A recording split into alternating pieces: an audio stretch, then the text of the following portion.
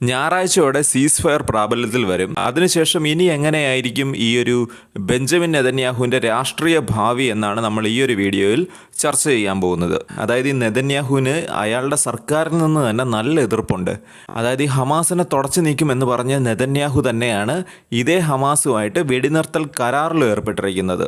അതുകൊണ്ട് തന്നെ തീവ്രമായിട്ടുള്ള വലതുപക്ഷ ഗ്രൂപ്പുകൾക്ക് ഈ നെതന്യാഹുവിനോട് എതിർപ്പ് തോന്നാമെന്നല്ല, നല്ല എതിർപ്പുണ്ട്.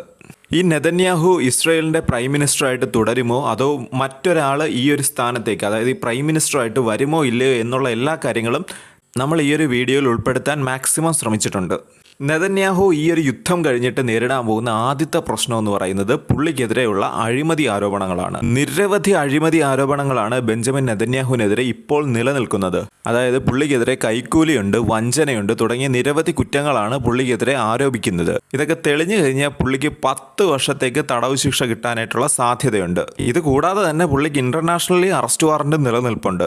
അതായത് യുദ്ധക്കുറ്റം ചുമത്തി ഇദ്ദേഹത്തിനെതിരെ അറസ്റ്റ് വാറണ്ട് നിലനിൽപ്പുണ്ട്. അതായത് ഈ ഗസയിൽ കാണിച്ചു കൂട്ടിയ ഈ ഒരു പരിപാടി ഉണ്ടല്ലോ, ഇതിൻ്റെ പേരിൽ യുദ്ധക്കുറ്റം ചുമത്തിയാണ് ഇദ്ദേഹത്തിന് അറസ്റ്റ് വാറണ്ട് ഇപ്പോൾ നിലവിലുള്ളത്. അതായത് ICC ആണ് ഈ ഒരു അറസ്റ്റ് വാറണ്ട് പുറപ്പെടുവിച്ചിരിക്കുന്നത്. അതായത് ഒരുപക്ഷെ ഇസ്രായേലിൻ്റെയൊക്കെ ഒരു സുഹൃത്ത് രാജ്യമെന്ന് പറയാവുന്ന ബ്രിട്ടൻ, UK പറയുന്നത് ഇങ്ങേര് ഈ ഒരു അറസ്റ്റ് വാറണ്ട് നിലനിൽക്കുന്ന ഈ ഒരു സാഹചര്യത്തിൽ ബ്രിട്ടന്റെ മണ്ണിൽ വന്നാൽ ഒരു പക്ഷേ പിടിച്ചേക്കാം എന്ന രീതിയിലൊരു സൂചനയും ബ്രിട്ടൻ നൽകുന്നുണ്ട്.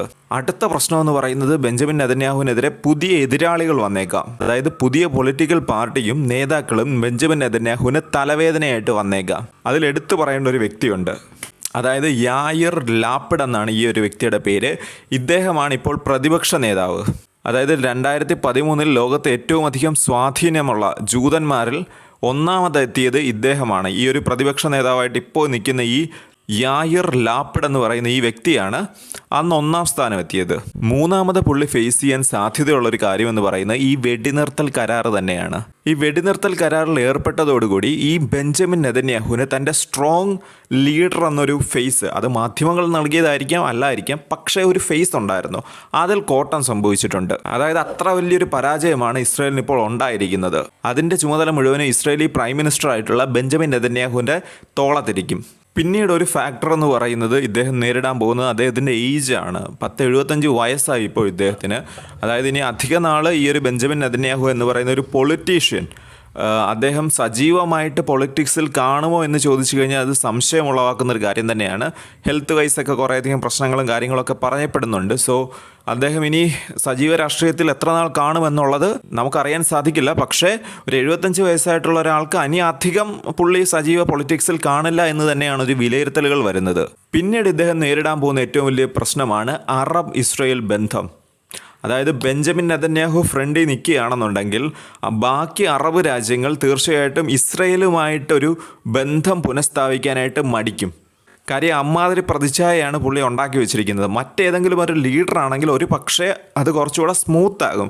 പക്ഷേ ഈ ബെഞ്ചമിൻ നെതന്യാഹു നിൽക്കുമ്പോൾ അത് എത്ര കണ്ട് ഫലപ്രദമാകുമെന്നുള്ളത്, അതായത് അറബ് രാജ്യങ്ങളുമായിട്ടുള്ള ഒരു സൗഹൃദം എത്ര കണ്ട് ഫലപ്രദമാകുമെന്നുള്ളത് സംശയമാണ്. പ്രത്യേകിച്ച് നമ്മൾ നോക്കുകയാണെന്നുണ്ടെങ്കിൽ ഈ സൗദി അറേബ്യ തുടങ്ങിയ രാജ്യങ്ങളുമായിട്ടുള്ള ബന്ധം ഇനി ഇസ്രായേൽ എങ്ങനെ മുമ്പോട്ട് കൊണ്ടുപോകും എന്നുള്ളത് വളരെയധികം ക്യൂരിയസ് ആയിട്ട് തന്നെ നമ്മൾ നോക്കിക്കാണേണ്ട ഒരു കാര്യം തന്നെയാണ്. അടുത്ത പുള്ളി നേരിടാൻ പോകുന്ന പ്രശ്നം എന്ന് പറയുന്നത് എക്കോണമിയാണ്.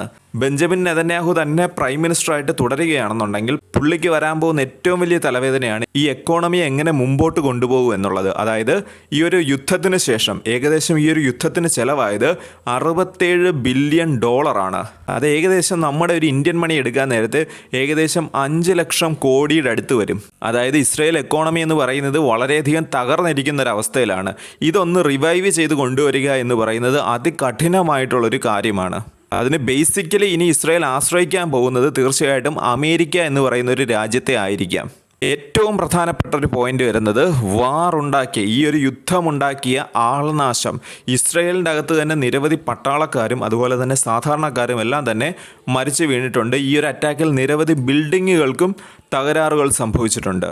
കറക്റ്റായിട്ട് എത്ര പേര് അവിടെ മരണമടഞ്ഞിട്ടുണ്ട് കാര്യങ്ങളൊന്നും തന്നെ നമുക്കറിയാൻ സാധിക്കില്ല. കാരണം ഇസ്രായേൽ പുറത്തുവിടുന്ന കാര്യങ്ങൾ മാത്രമേ നമുക്കറിയാൻ സാധിക്കുകയുള്ളൂ. അതുപോലെ തന്നെ ഇവരുടെ എയർ ഡിഫൻസ് സിസ്റ്റത്തിനുണ്ടായിട്ടുള്ള പരാജയങ്ങളും ഇനിയുള്ള ദിവസങ്ങളിൽ അത് സംബന്ധിച്ചും ചോദ്യങ്ങൾ ഉയർന്നു വന്നേക്കാം. ചുരുക്കി പറഞ്ഞു കഴിഞ്ഞാൽ നെതന്യാഹുവിൻ്റെ ഭാവി അത്ര കണ്ട് സുരക്ഷിതമല്ല എന്ന് തന്നെ പറയാൻ സാധിക്കും?